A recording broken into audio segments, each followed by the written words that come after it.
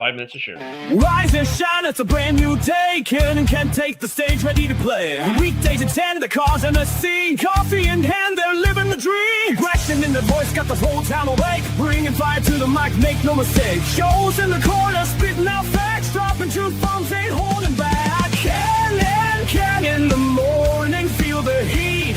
From 10 a.m. CST, can take a seat. Live and loud, that break in the mind. Ken and the bold. Light up your speakers, crank up the sound. They're talking about life upside down. Opinions exploding like a sonic blast. In the studio, they're built to last. With passion and grit, they engage and ignite. Every single week, they're all force can fight. From sports to politics, This is a Huddle Sports Network broadcast. You can find us on Roku TV, Amazon Fire TV, Facebook, and of course YouTube. Get all your NFL news here first. Good morning. Welcome to an edition of Ken and Ken in the morning. How are you doing this morning, Ken? I'm breathing, so I'm going to count that as a win. Well, that's a very high standard you have there. I know. It's usually difficult to cross that bar, but hey, I just made it over it today. So, hey, Browns have a new starting quarterback. Oh yeah. It's almost like they listen to our show, Ken. Well, or every other fan of the Damn it, I was trying to give us props here, man. But yes, we have been quite what's the word I'm looking for? Vocal. Yeah. In our talkings about that, it's going to be Dillon Gabriel. Yeah. Does that part surprise you? Granted, yes, I know he was the higher round draft pick, but going. I mean, go that ahead. makes the argument easier for him. I'll say this because as I'm still sharing here. Yep. It makes the argument easier for them, maybe.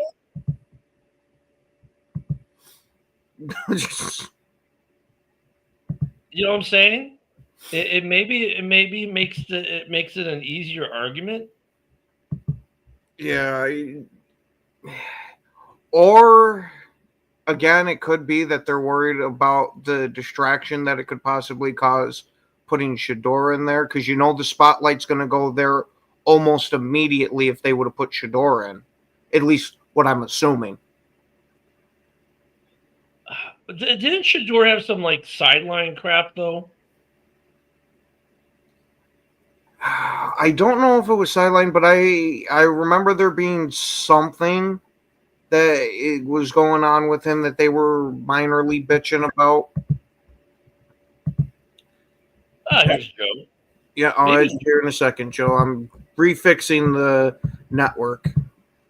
And I'm still sharing here. I got him. Yeah, there he goes. Yep. Hey, Joe, did you hear Dillon Gabriel is going to be the new starting quarterback there in Cleveland? Yeah, for the next couple weeks. I mean, that's about all the faith I got in the dude. And then once he stinks up the joint for a couple of weeks, then they'll finally get to Shedeur, and then we'll find out if he's going to stink the joint up or not. But it's such a shame. They have such a good defense that they're going to waste this season. Like they have this is a defense that is, it's better than just the number one defense in, every season, how a team has a number one defense. Like there's one team that this is like, I'm not going to put it on the level of like the 2000 Baltimore Ravens or something like that. You know what I mean? But this is like better than your just average annual number one defense, in my opinion. So I agree. Good morning, Fred. Good morning, Cam. I said, I've been saying this ad nauseum, get decent quarterback play. This defense is good enough to take them a long way. I've been saying since the preseason, since the summer, that this defense is going to keep them close in a lot of games. Don't sleep on them. Because with this defense, if they have even a semi-decent offense, they will win a lot of games because the defense just is going to give up 10, 14 points normally. They're not going to give up a lot of points unless you give up a lot of short fields offensively with interceptions, turnovers on downs, and other stupid crap.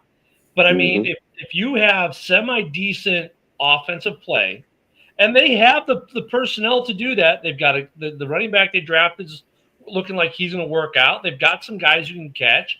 They got a tight end. The problem is they don't have a quarterback delivering them the football. And then maybe their offensive line is a little bit of an issue too, But I mean, they need to do something. Flacco, I've been saying this for weeks. I like Flacco. Nothing against the dude. Mentally, he knows what needs to happen. Physically, he's not able to do it. And I couldn't think of a better example of that, Ken, than when he tried to throw it out of bounds there during the Lions game and threw it right where the defender could still grab it in bounds. Like, he obviously does not have the arm strength anymore. It's sad because Flacco is a very smart player. And you're seeing him making mistakes that are not mentally what he's trying to do, but physically what he can do. Does that make sense? Mm-hmm. And then add on to it, remember when he was with the Ravens and how he used to have a fucking cannon for an arm? Not anymore. Not anymore. So does this change? I mean, okay, so Cleveland going with Dillon.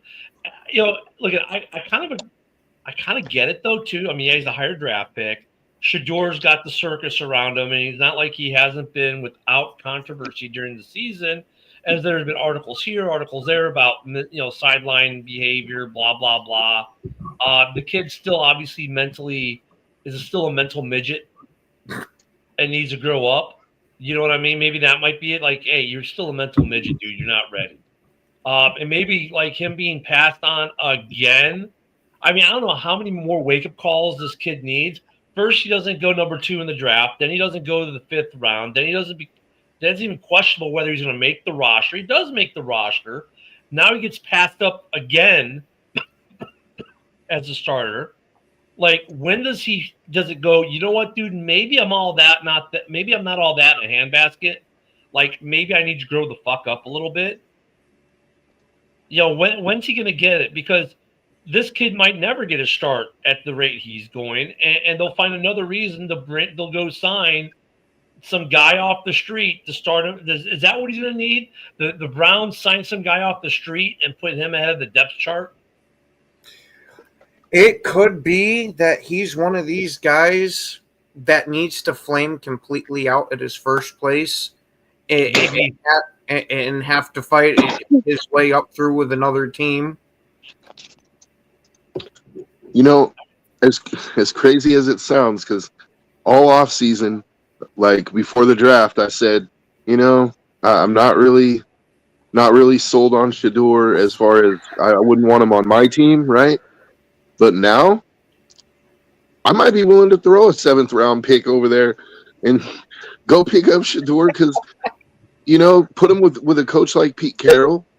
Like, look what Pete Carroll did with Geno. Like, it wasn't just a talent thing with Geno. There was also the attitude thing, right? Like, you remember when he didn't get drafted in the 1st round and he was sitting there pouting, and then he got his jaw broken by his teammate for not paying money that he owed him and stuff. Like, there was some issues, right? And then he went with Carroll, and he seems to have at least the mental, the attitude part worked out, right? Like, Geno's like the consummate teammate now. So I don't know. Maybe, I think maybe being around a guy like Pete Carroll, and not just Pete Carroll, there are other coaches who could do that for him too. I think, maybe a no nonsense coach like Dan Campbell, or send them to Minnesota since they seem to be able to work magic with quarterbacks.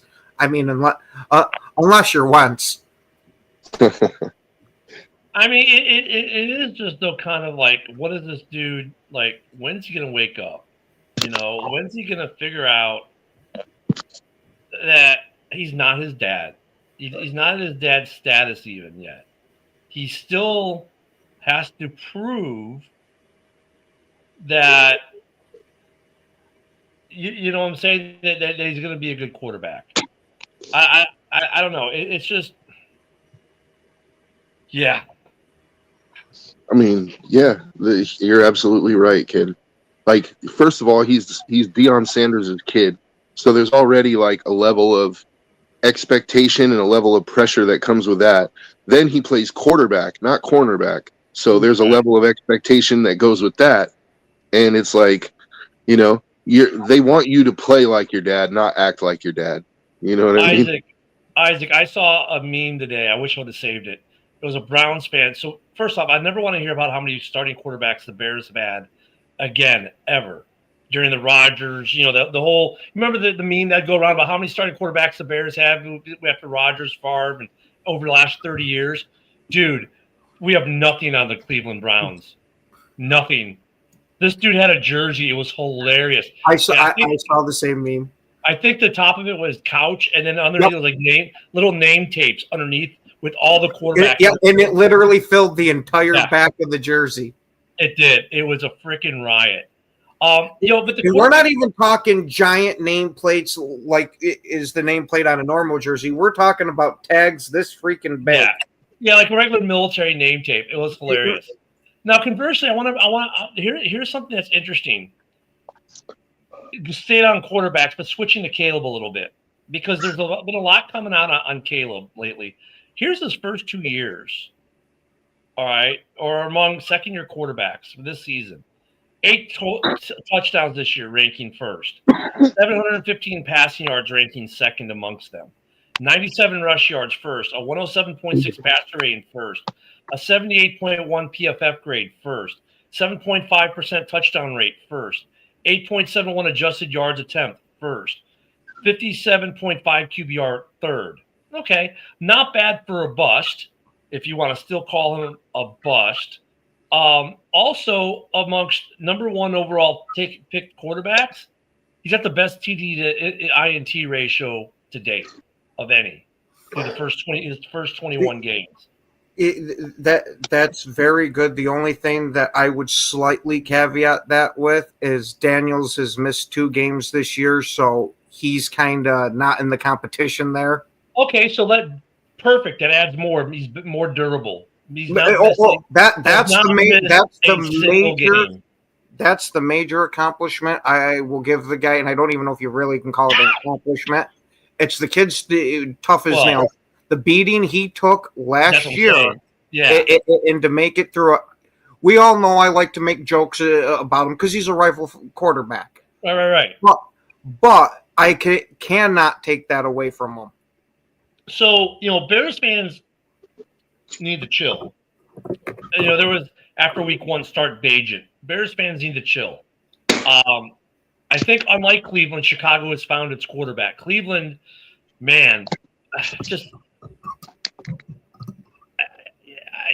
I feel for Cleveland fans. You know what sucks for Cleveland is they had the guy.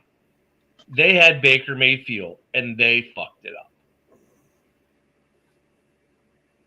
But you could always ask the question, like, would Baker have been Baker on the Browns? Like, we saw he took him to the playoffs, right? But look at the dysfunction in that franchise over the last 3 or 4 years since Baker left. I think before Baker would still be Baker. I think Baker would still be Baker because Baker now is returning to form of what he was in Cleveland and maybe a little bit better because of the adversity. I see what you're saying there, Joe. I would say agree with, the adversity maybe made him better, but they had Joe Flacco. You know what I'm saying? They had Joe Flacco. They had Mayfield. They had the answer.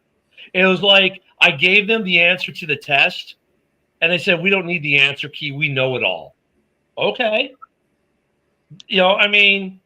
Yes, but part of what might have made Baker so good here with Tampa is dealing with all the adversity of getting dejected from the Browns, sucking with Carolina, and then having that bit of a rejuvenation there when he went to LA. I don't disagree with that at all, but it still goes to the point that with Baker, they were a playoff team on the rise. Mm-hmm. And now look at them. But I definitely think sitting behind Stafford helped him some.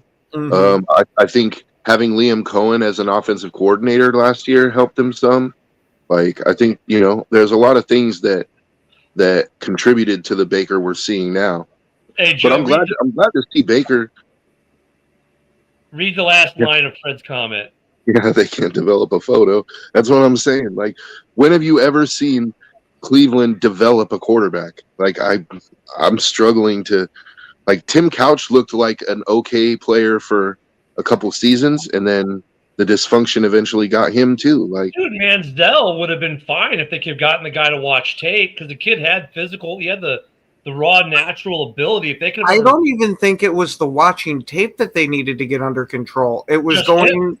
It was going to Vegas and doing a shit ton of cocaine that they needed to get under control. Yeah, I mean the kid had the skills. I mean Cleveland, man. This man wanted to party so much that he literally went undercover and wore a wig and all this shit to go fucking party. You should have seen this from a mile away and got this guy some help beforehand. hey, but it's not something. Let's just be fair. It's not something that's new in the NFL. Like, Kenny Stabler used to show up to games smelling like Jack Daniels. You know what I mean? Like, spent the whole night at the bar. He even like has a famous quip where he says he read his playbook by the light of a jukebox. Like, you know what I mean? So, he used to smoke crack at halftime. So it's not like just Manziel, you know. It's just that those players like Stabler and LT, they could smoke crack at halftime, or they could go drink all night and still come in and perform. That's the thing. Stabler would still come in and win the game, dude. Like, you know, Manziel couldn't do that. All right, we have to talk about one more thing since we're talking about dysfunctional crap in the NFL. What do you guys think of the NFL's or Apple TV? Apple Music now makes the announcement. The NFL doesn't. Selection of Bad Bunny, because this has been the topic everyone's talking about the last day or two, or one of them. There's a couple of them we'll try to hit today. Bad Bunny being the halftime show. I think the dude hates America. I'll be tuning out. I was going to say the only statement I'm going to make is still the best halftime show to me was Dr. Dre, Snoop Dogg, 50 Cent, and Eminem. Dude, the LA, it's funny. The LA game, I thought was one of the best ones we had in a long time. It was like, here's a weird thing. I mean, we've had some good ones. Prince was good. The Janet Jackson one was good, even with the malfunction, right? No, but I was going to say, come on, that's why that one was good. But I mean, but Janet was she was relevant at the time too, right? I mean, lately though, it's like I don't get what they're doing. Like, do they not read the tea leaves in the fan base because, or anything else? Because I mean, I've already heard, hey, Bad Bunny's anti-American. I know he canceled all his shows in the U.S. Now, the dude's look, the guy is an American citizen. He's from Puerto Rico. He's an American citizen. Mm-hmm. He cancels shows because he's afraid of ICE. I'm like, dude, you're Puerto Rican. You can't be deported. But okay, you're gonna do the halftime show. But it's like, do they read the tea leaves at all? The NFL, I mean, Rihanna was okay. Her show wasn't bad. I mean, it was somewhat enjoyable. I kind of like some of Riri's stuff, but I mean, could they not read aside from all the Illuminati symbolism? Yeah. Rihanna's all right. Look at this, I mean, for a decade plus, people have been saying, hey, Metallica, let's get a rock band in there. You're going to be in the Bay Area. Metallica's from there. It's not like it's all Ride the Lightning anymore. Metallica's, not as heavy. I mean, would they play Master of Puppets? I don't know, maybe. But, yeah, I mean, they've always tried to stay pop, top 40. But honestly, what they've been picking lately isn't working. Last year's show was forgettable. I don't even remember who it was. It was Kendrick Lamar, and I enjoyed a decent amount of that. It was forgettable. I didn't even remember it was him. I just think the NFL. Good morning, Yinzer. Yeah, Jackwagon. I'm not going to call him a Jag-off. I'm going to go with the Jackwagon because I'm going with the Geico commercial there. But I mean, they just I don't know what the NFL is thinking. I mean, people just used to the halftime show used to be a thing. Now it's like people are just like, oh, that's when I'm going to go to the bathroom, go get more snacks, turn the TV off, whatever. And because here's the bad thing, they're going to rant and rave how awesome the show was the next day, and when it isn't, like, I don't know. I mean, the NFL is going for woke points, dude. That's what it is. this would have been a good year. They could have done like a rock star montage with a big tribute to Ozzy Osbourne. And then like all the music that Ozzy, you could get away with playing any Ozzy track right now. And it would have been this great, they could have done a tribute to Ozzy Osbourne with some rock bands that, you can have Metallica. I think what it might be with the NFL is they're kind of gun shy with going with rock bands for how bad the Who was when they performed. I mean, I get that, but I mean, they look at some of these rappers that aren't performing. Look, who did the halftime show for the Lions game at the big playoff game? And he was terrible. I mean, they could have gone with Jelly Roll. They could have gone with a lot of other people. Put it that way, and it would have been more mainstream and less controversial. I just don't get. Well, I can get it for you. It's because the NFL is going every Super Bowl show from now on, at least for the foreseeable future, is going to be a woke show. They're going for woke points, dude. Like the NFL has slowly and surely been like creeping into that, and they try to act like they're not. Like they got the end racism in the back of the end zone, and they sing the BLM national anthem now, right. And they like there's all this political stuff that's going on, but the NFL is like they try to pretend that they're not doing it, right? Like it's because they want to keep their conservative fan base, but they're like they also want to appeal to the liberal fan base, so they're like they have to try to ride that line between like how woke can we go without totally losing half of our fan base, you know what I mean? I like what Eric, they want to appeal to everyone. Okay. Then why do they keep alienating a massive part of their fan base year in and year out with these halftime shows, Eric? That's a problem. Is they like they're not appealing to everyone. Literally, the uproar over this Bad Bunny selection was immediate, swift, and large. They're not trying to appease the masses. They could have announced an all-star spectacular Ozzy Osbourne tribute that included rockers, rappers, all kinds of people, because he worked with tons of different people, right? And I think they would have had more appeal to everyone than Bad Bunny, who's been politically active and controversial. I got one for you. Fan base right now. Last year they had Kendrick Lamar. This year they could have put Drake on, dude. Oh God. Yeah, I mean, that'd be entertaining just to see what Drake's going to clap back with for what Kendrick did to him last year. But holy fuck, do I hate Drake. Woody, yeah, there you go. You might hate Drake, but Drake is a very, very popular mainstream artist that would appeal to both sides. Hey, and I like Woody's comment. Shakira every Super Bowl. Yeah. Yeah. I'm telling you, like Drake would have been a good choice because like people would tune in just to see is he gonna mention Kendrick? Like is he gonna clap back? Is he gonna use that, or is he just gonna stick to the script and do his performance? Fred, it's in the Bay Area, it's in Santa Clara, which is why people are like perfect year to have Metallica. They're from San Francisco. I was gonna say you got a shit ton of rappers from the Bay Area too. You could have went with any of them. You could have done an old school hip hop. E40. No, dude, I'd have done backflips if they would have put E40 for the halftime show. So the NFL once again has missed the boat on the halftime show. It's like, look at. Oh God, why do you hate me, Eric? You're supposed to be my fucking. I don't know about Journey, but yeah, you could have gone with Journey too. I mean, hey, you can't play Journey. I'm gonna get freaking PTSDs to Tony Soprano. I mean, but once again, the NFL just not reading the tea leaves. They pissed off over half the fan base immediately. I mean, it wasn't like it was a slow reaction. It was instantaneous, and it was big. And it was loud that they weren't happy with it. I mean, honestly, am I going to watch Bad Bunny? No.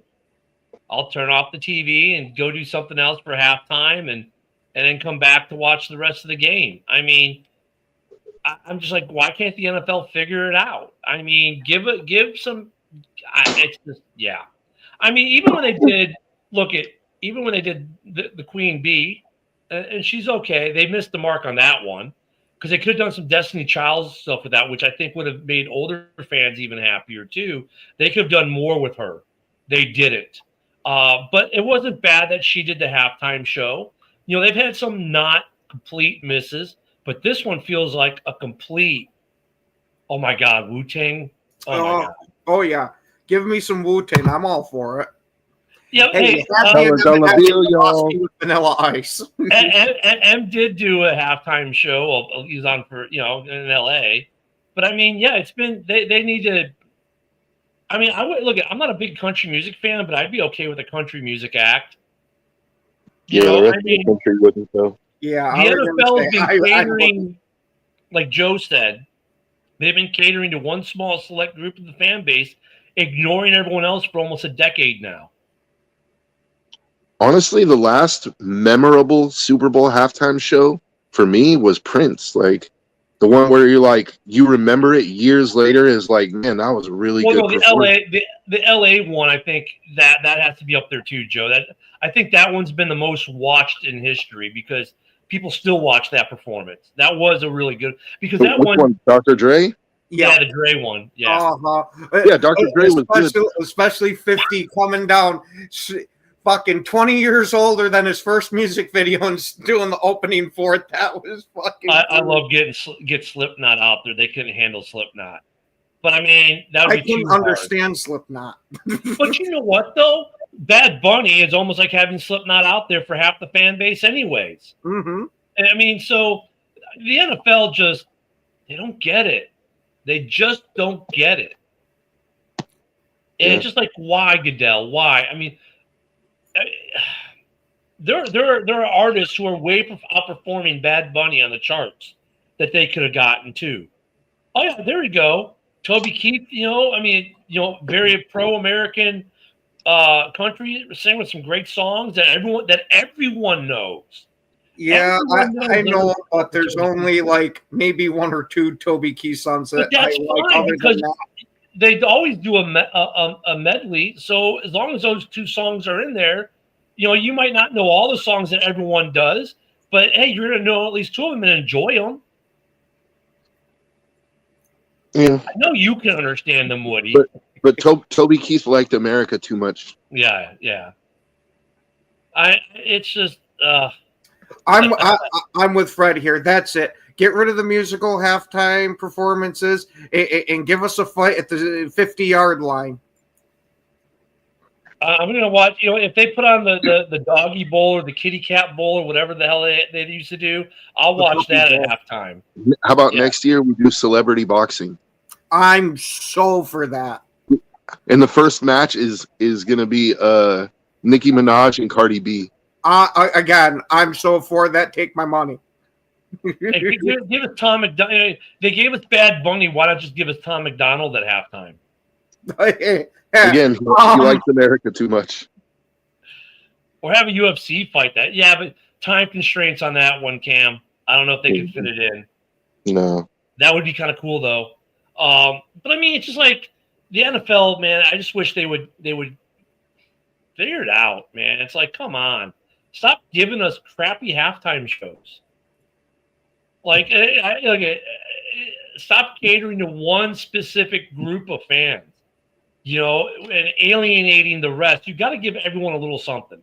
You're not being inclusive at all, Roger. You're being exclusive by not allowing for rock, country, or just pop to be in the equation, though. I think pop would be my least favorite pick out of all. Yeah, but I mean, it'd be better than Bad Frickin' Bunny. And I don't know, did you consider him pop? I don't know. But just like, and like, the dude literally just canceled his North American tour over political ICE deportation of illegal stuff. But he's going to play the halftime show. I mean, dude, even some of his fan base is pissed off about it. It's like, wait a minute. You're canceling concerts in my city, but then you're going to go play the halftime show. Oh, really? You know what? Oasis is doing a reunion tour, dude. Get Oasis in there next year, dude. Like, I'm with that. You know, or let the Foo Fighters do it again. I thought the Foo Fighters did a good job too. You don't like the Foo Fighters, Ken? Come on. They're not bad. Don't get me Fighters wrong. would be good though too. Everybody's trying only because they speak Spanish, dude. But there are other Puerto Rican performers who are better than Bad Bunny, who have songs much bigger than Bad Bunny within the Puerto Rican community and the Spanish speaking community. Like there are some songs that some artists out there they could have done that would have been much better than Bad Bunny. They could have done J-Lo. They could have done J-Lo. I'm not saying I would have watched, but she did a show a couple years ago. Remember she had the stripper pole on stage and everyone got mad about it? But I mean, yeah, they should have gotten Pitbull. Pitbull from the retirement home. Yeah, I mean, they just, why don't they go K-pop at this point? K-pop would have been a better. K-pop at least would have gotten the young crowd like Bear Down Mike. If I have to hear one more K-pop Demon Hunter song, I'm gonna fucking kill somebody, dude. I was gonna say I'm right around Bear Down Mike, and I couldn't. Bad Bunny is bad, but K-pop, oh my god, I couldn't do it. Not in he said put the Muppets up there. As long as you have the two old guys that make fun of everybody, they could sit there and do the commentary for the show. Oh, yeah. Like I'm with that. But I've had to watch that K-pop Demon Hunter movie. I don't know how many times because my grandson loves that song that dun dun dun dun dun. But like, dude, you would have look at K-pop is internationally massive right now. They would have done better with K-pop than they're going to do with Bad Bunny. I'm just saying. Because even I know a K-pop song or two, and I don't listen to the stuff. I mean, everyone knows K-pop. There you go. Oh my God, yes. I'm all for that. Shit. I came to bring the pain. Yeah. So they screwed it up again. And what's with this too? It's like Detroit a couple years ago. Which game was it? They had a halftime show. It was a playoff game. What's with all these playoff games having to have these artists at halftime shows now too? Like it didn't used to be like if the wild card weekend and the divisional and the NFC championship, you didn't have these halftime shows. Now everyone's got a halftime show with some artist they're going to bring up. Like, no, can we just play football? Yeah, exactly. Well, it's not even that he sings in Spanish a lot. He does in English too, from my understanding. But it's just like the bigger piece there, Fred. Know your market, and most of your market doesn't want Bad Bunny at the halftime. It's just they're trying to do the DEI. Let's be inclusive.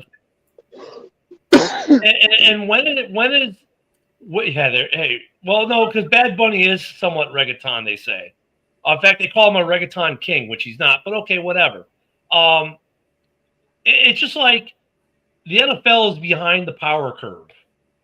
I would have even took Rick Ross at this point. Like, put Rick Ross on the halftime show. I'm just saying, dude. I Bad Bunny, like Rick Ross back in the day, but yeah, but over Bad Bunny. Yeah, I'll put Rick Ross over Bad Bunny. It's real hard to not see him as Officer Ricky now. Yeah.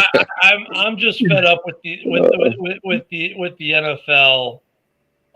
Just once again, going too stupid with this decision-making process. You had a prime opportunity being in the hometown of Metallica to do a rock thing with Metallica where they could do an Ozzy tribute.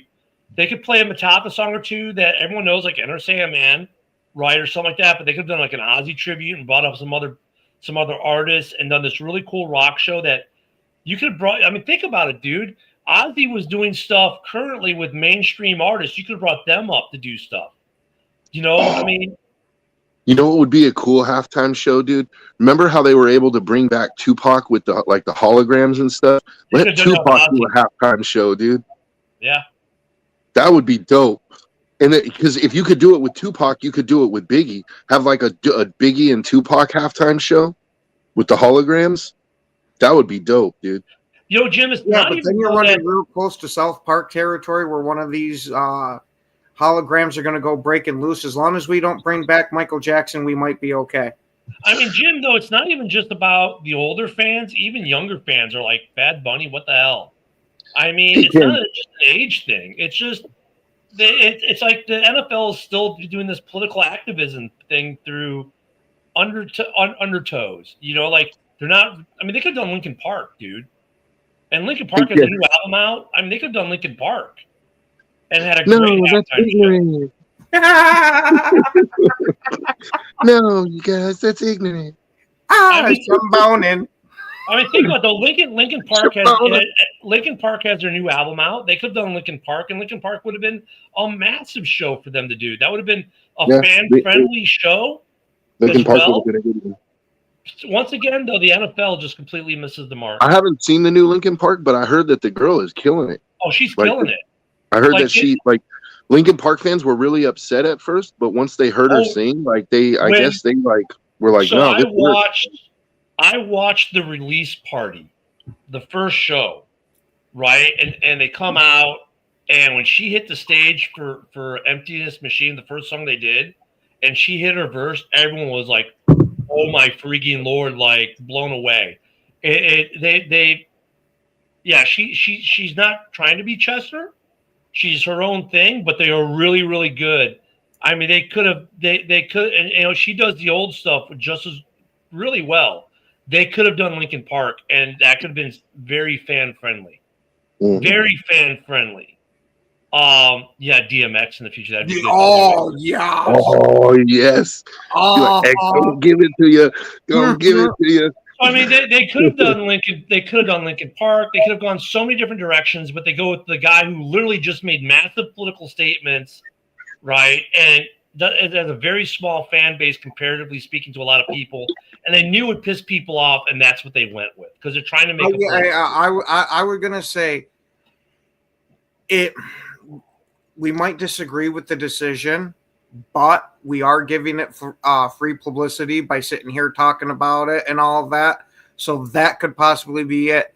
The old adage is whether it's good or bad, as long as they're talking about it. Yeah, that's like a Trumpism is that there's no such thing as bad publicity. All publicity is good publicity. He's right. But the problem but we're not talking about this even in a good light. We're saying, like, why are we even bothering to watch Super Bowl now if this is the bullshit they're going to give us at halftime? You know, it's just like they could be doing so much more Black Eyed Peas. That was not a good performance. I would rather have Bad Bunny than watch Fergie out there again. I mean, look, the NFL just needs to do a better job. And speaking of controversies, Ken, you're right. Let's get off the Bad Bunny halftime. Yeah, we're gonna say shit. Even give me Jay-Z with some of his old songs, and I'd be happy with that shit. Now there's the other controversy, the Ben Johnson gate. Yes, Ben Johnson's mired in controversy because his halftime interview was not the nicest in the world. I went back and actually listened to it instead of just watching the clip there. Yeah. And it was definitely off-putting comparative to how other coaches talk and all that. But it wasn't this horrendous thing that people are making it out to be. Granted, to me, it seemed like he insulted her intelligence a little bit. But so this is gonna be one of those weird times. I'm actually going to agree with Stephen A. Smith's take on this because he's like, first off, respect to Ben Johnson for addressing it in his press conference yesterday. So okay, well, looking back in hindsight, maybe this, that, and the other, but this was my mindset. And he's right. He's like, the dude's in the middle of a game. This wasn't the pre-game press conference. It's not the post-game press conference. It's halftime during a frigging game. The dude's concentrating on the game. And he's like, I could totally understand how you could see that question maybe almost being more like a statement than a question because of the way she asked it. But point being, like, if you haven't figured it out, Ben Johnson is an intense dude. Right? The dude is pretty intense. Have you seen his facial expressions? He's an intense dude. Even when you listen to his post-game press conference, they say, hey, it's like, hey, Ken, so what do you think about the play when Caleb this, that, and the other? And his response usually is, yeah, I have to watch a tape and then I can give you a response because I was so focused on the game, I wasn't thinking about that for this, right? He's a focused guy. I mean, he's not the guy you want to interview with. I was going to say he seems to be verging into the asshole territory. And I'm not saying that that's a bad thing or against him as a coach because we've had asshole coaches be successful before, but I think he's one of them. Honestly, Ben Johnson, I don't think he's an asshole. You can tell he's a nice guy. He's a good guy. Everyone, the players and everyone in the organization, they love the dude, right? But they'll all say he is super intense. When it's game time, it's game time. I hate when they talk to the coaches coming into the half, went out of the half, like stop, like when they're running in the locker room. Hey, coach, so what do you think about how your team's shitty performance? Like, really, dude? Like, let the guy. The guy's in it right now. I hate that. To your point there, like when they interviewed LaFleur going into halftime of the Cowboys game, and he kind of just looks like, what the fuck do you expect me to say here? Yeah. They weren't performing exactly how I wanted at the end, giving up that block in the score. You know what? What do you want him to say? No, this was so terrible. I'm going to go in the locker room and I'm going to punch each and every player in the mouth. What the fuck do you expect? Well, Jim, like, who talks to the offensive coordinator at the half? No one. None of the reporters do, right? So yeah, This is new, right? But look, you know what I'm waiting. Ben, if you're watching during the bye week and you have nothing better to do and you decide to watch Ken and Ken in the morning, first off, kudos to you for making a great choice this morning if you are watching. Secondly, here's my bit of advice. When that halftime reporter comes to you, I want you to quote someone. Just go, I'm just talking to you so I don't get fined. Honestly, dude, Lynch on them. I think they should do away with those stupid halftime interviews anyway, because it's like, like you said, what do you expect the coach to say? It's like, so coach, what is going to be your strategy for the second half? Well, we're going to try to score more points than the other team, because generally the team that scores more points wins the game. But Joe, you didn't tell me what your strategy was going to be. Like when they asked that question, that's like, I'm not trying to be political here at all, but that's when these guys, like when the U.S. were at war, or like when we were going to Iraq. Well, what are you guys going to do? And Rumsfeld's like, you want me to tell you when we're going to attack and where? Like you just want me to tell the enemy when it's going to come? No, like when Geraldo was on live and he's like mapping it out on the ground. He's like, so our positions are here, here, here, and these guys are over here. At noon, we're going to hit this flanking maneuver, and the enemy's watching CNN going, "Oh, great, this is what they're going to do." I mean, just how stupid can you be? And then it's funny. It's like these reporters get mad because, well, Ben didn't tell me what the strategy was going to be, nor should he. Why am I going to tell you what my tactical battle plan is before I execute it, so I can let the enemy know what I'm going to do? No, you dumbass. I'm not going to. I mean, these halftime interviews are so generic to begin with, though. It's like they always say the same thing. It's like, well, like if they're not able to run the ball, well, we got to get the run game going, or if the passing game isn't working, the quarterback's throwing a lot of picks. Oh, he just needs to settle down and start to feel the game. And it's like, dude, how many times do you need to hear the same shit? Or when they're talking to the coach, it's up. Well, what's working for you, and why is it working? Oh, our quarterback's getting hot. That's about as far as they get into the shit. What would be more interesting? Grab a random fan out of the fan. So, what do you think of the first half of your team? And let the fans speak. The problem is language. That's right? What I was about to say. You can ask fans that, especially if your team's losing the game. Like, that they were supposed could you imagine if they grabbed Woody at halftime? So, Woody, what do you think of the fucking line? It's like, oh, Jesus, beep, beep, beep, beep. Yeah. But I mean, honestly, these head coaches. Or imagine grabbing a Raider fan after Geno threw those 3 picks, and you're asking him about the game. Oh my God, dude. Oh, here we go. Not. Yeah. So, how's the water quality in the first half? That was some high quality H2O I gave them boys. I mean, Jesus, the halftime interviews just gotta stop. They gotta stop. I mean, even when they ask, so coach, what's up with the injury to so and so? They never give you an answer. Oh, well, once in a while you'll get, he's out for the game because we fear a tore ACL. Okay, cool. Like, they'll give you that, but we already knew that anyways. But, he might or might not come back. They never really give you, unless it's painfully obvious, like Tyreek's injury. Like, okay. Then, they're always questionable. Yeah. They're always no shit. They were questionable as soon as they walked off the field. Yeah. I mean, just, once again, the NFL, just like the Bad Bunny selection, missing the mark on these halftime interviews. I mean, just stop it. But now we have Ben Johnson gate. It's like, really, dude? I mean, and Ben Johnson, he's laughing about it in a way. You know, I mean, he is laughing about it. And in fact, he's very good with the media. If you watch his press conference, they was talking yesterday in the press conference. They're talking about his the showing of emotion, and saying that he's so intense. Like everyone's seen the one where his eyes blow up as he looks away. They're like, you're too intense. He's like, I talked to the players about that, and I need to get better at it. So he's got a good rapport with the reporters. Ken, I'm going to sit here and I'm going to tell you, do not have these players get in it. Not like you have any control, but don't let these players get in his ear and talk that intensity down. No. He was saying that he talks to the players about not showing emotion. And he's like, I'm showing emotion? And the reporter's like, yeah, you were showing some emotion. And he's like, oh, I get on my players about not showing emotion. That's something I need to get better at then too. I love that about Ben. Like if a reporter points something out to him, he actually listens. He has a good rapport with them during the week. But at halftime of a game, you're going to talk to Mr. Intensity during the halftime of a game when he's focused and trying to be focused and locked in, and you're mad because he's curt with you? Okay, millennial.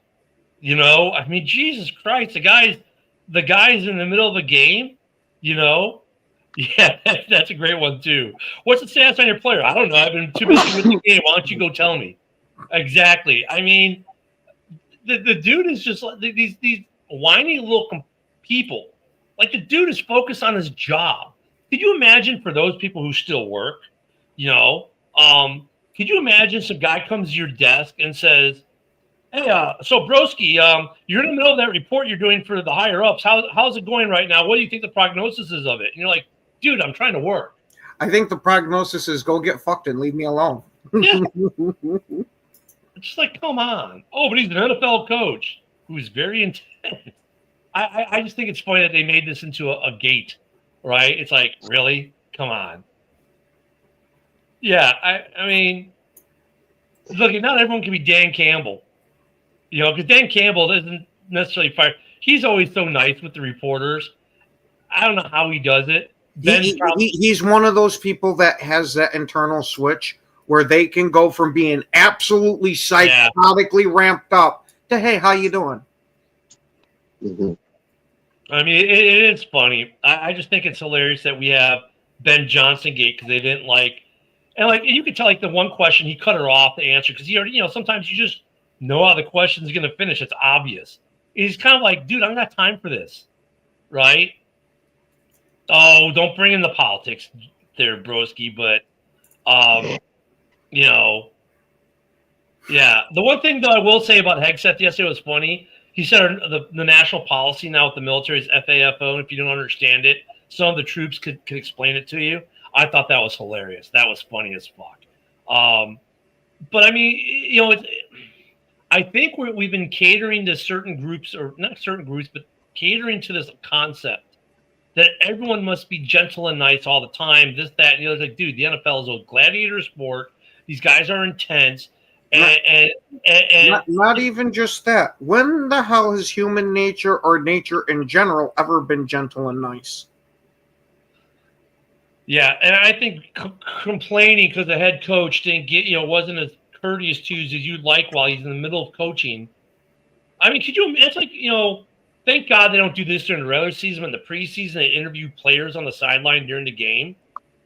Like, whoever thought that was a good idea? Well, you can understand it for the preseason because a lot of times when at least average fans are watching preseason games, once you get into the second half of it, a lot of them are glazing over. Or like baseball. Let's interview the manager during the game while he's in the dugout. I don't get that one. It's a sixth inning. Hey, we're going to talk with the manager of the Chicago Cubs while the team is playing in the middle of a game.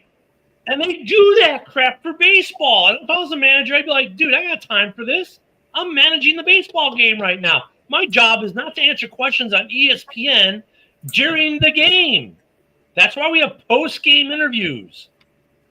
I mean, is the NFL now going to interview coaches? Hey, coach, this is a big third down. What are you thinking? No, broski, that's true, but that's how she took it. And that's the problem. Is if it was a male reporter, would we be even having this conversation?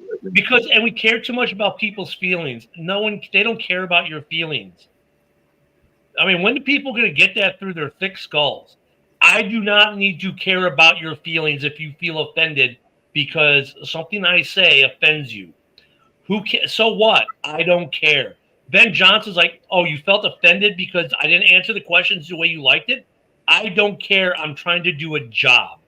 My job is not to cater to your feelings during the game. Because if she asked that question after the game, much different response. I know. Look at him now. Look at Ben Johnson during the game. Because now we've seen a couple of these in-game interviews, and look how he is. Body, tense. He's just focused, right, intense. And after the game, he's kind of like, all right, man, what's up? What's your questions? You know what I'm saying? I mean, dude, they're in the middle of performing their duties. That's why we have post-game, news conferences. I know it would have got him fired and probably, thrown in prison, but I would have liked to hear, oh, so coach, what's going on? Listen here, sugar tits. Boss. Oh, God, I knew that wasn't going to go anywhere good as soon as you started out praising. Jim, maybe throw in a sweet cheeks somewhere, you know what I mean? And like, dude, I guarantee you she's not going to come up to you and ask you any more fucking questions, you know? Yeah, what I mean? but then at that point, your freaking head coach is going to end up getting shot. Dude, this is what I'm waiting for. Damn, you said, wow. So, Coach Johnson, what do you think? Listen, I'm only talking to you so I don't get fined. I'm really not going to give you an answer. Just say it. Just say it, Coach. I'm with you. The fans are with you. I mean, Joe getting some love for Broski for the sugar tits comment. I'm just waiting for him to go look it. I ain't had time to talk to you. I got a game to manage. I would respect that. Now, of course, they would go, oh my God. I'm like, but no. His responsibility at that time and moment is to his team, not to some reporter from Fox or CBS or ESPN or whoever's calling the game that day. His responsibility is only to the Chicago Bears and those men playing on the field for him. That's his responsibility. His responsibility is not to cater to some reporter, no matter what they are, male, female, black, green, purple, chartreuse, it doesn't matter. His job description is head coach Chicago Bears, and his responsibility is to the players on a team. And Matt LaFleur, guess what? His responsibility is head coach of the Green Bay Packers, not to some reporter on the sideline. Same thing for every other head coach with their team. These media people need to STFU and get over themselves. Have a good one, Jim. Joe, I think he's calling you a fat guy now. Yeah. Joe's new nickname is Sugar Tits. So, I mean, the NFL, with all the bonehead week they're having, let's announce Bad Bunny as a halftime show, and let's be mad because Ben Johnson was hurt during a game with a reporter during a game. I mean, Jesus, NFL, can you pick the worst hills to die on? I'm sure they can. I'm sure they got more bad hills they can die on. But really, just yeah.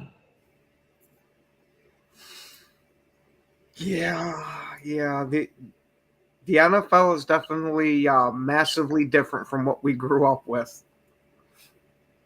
It is. The problem is, look, I don't know why. You know what, Goodell, you want to learn something? Because I know Goodell watches this every day. You know he does. Go look at Gary Bateman. Probably the best commissioner of professional sports right now. Gary Bateman, commissioner of the NHL. What? Okay. He has grown the NHL exponentially. Yeah, the fans boo him, but the funny thing is the fans also respect him. Because he's grown the NHL and he gets them out of the politics. And there's sometimes where they've kind of like with the whole, like they had the Pride night and some players and teams didn't want to do. He said, you know what, we're not going to force you. If you don't want to do it, don't. But if you'd like to, here's a day you can do it. Okay, I can respect that, right? So that's kind of the way they operate. They're not pushing agendas. They're pushing the sport. Goodell, stop pushing agendas. Push your sport.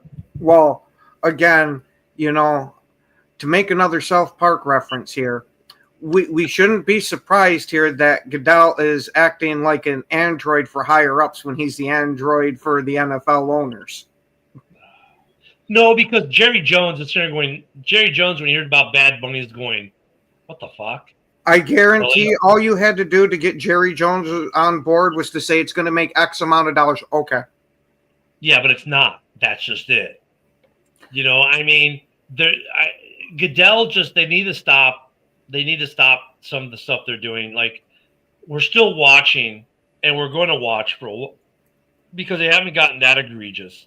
But a couple of years ago, I still know guys who refused to watch football after the whole kneeling for the national anthem debacle a couple of years ago, and we're going to replace the national anthem with the black national anthem and all this other crap they were doing.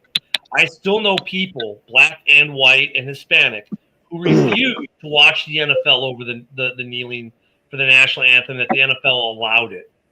I mean, they're still recovering from that. There are still people who some people are slowly matriculating back, but there's still people like I haven't watched since the Kaepernick kneeling crap in the NFL. Not only, you know, did the same thing, but encouraged it. They're still they still have lost fans from that, and they keep every time fans come back, they do something stupid. Like, guys, listen to Gary Bateman. Push your sport. Get out of politics. I mean, not everything in this world is politics.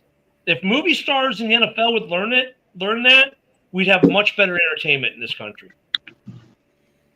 Yeah, unfortunately, politics has been injected into everything. And I don't even care left, right, up, down.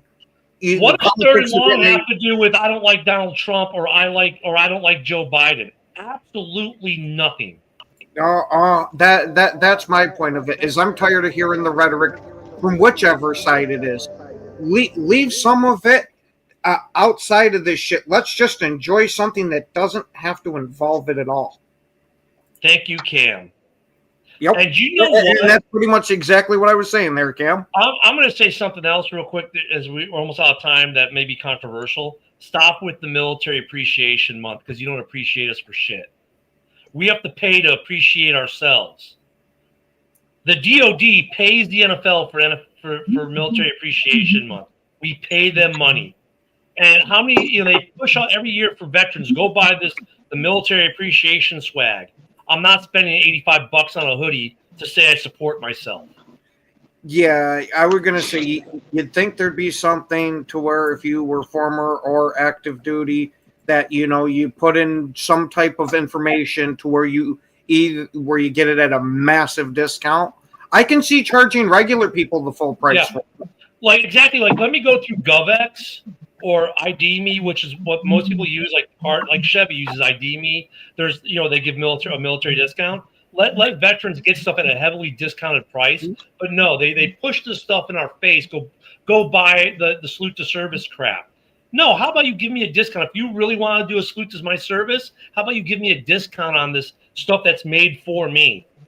You know what I mean? And to be honest, the DOD pays the NFL money for a salute to service month. Yes. It's not like when they do breast cancer awareness, breastcancerawareness.org pays the NFL money to do it. But for salute to service, it's paid for by the DOD. Hey, Ken, are we doing MMA Maniacs today? Sorry, but I got to get ready for you to. All right. That's a good segue, Joe, because we're about out of time. Don't forget we have MMA Maniacs on in a couple hours. We got the huddle on at noon. We've got House Hall tonight at 7 p.m. Central, and we got JB on tonight with the roundtable. Ken and I will be there, as well as the Red Zone Rant this evening. So we got a full slate for you guys. Enjoy your hump day, your Wednesday. Great show, everyone. Thank you guys for being a part of it. And if you haven't seen enough of me yet, you'll get to see more of me all day long. Stay here. So you guys have a great day, and we'll see you all tomorrow. Thanks, everyone. Have a good day.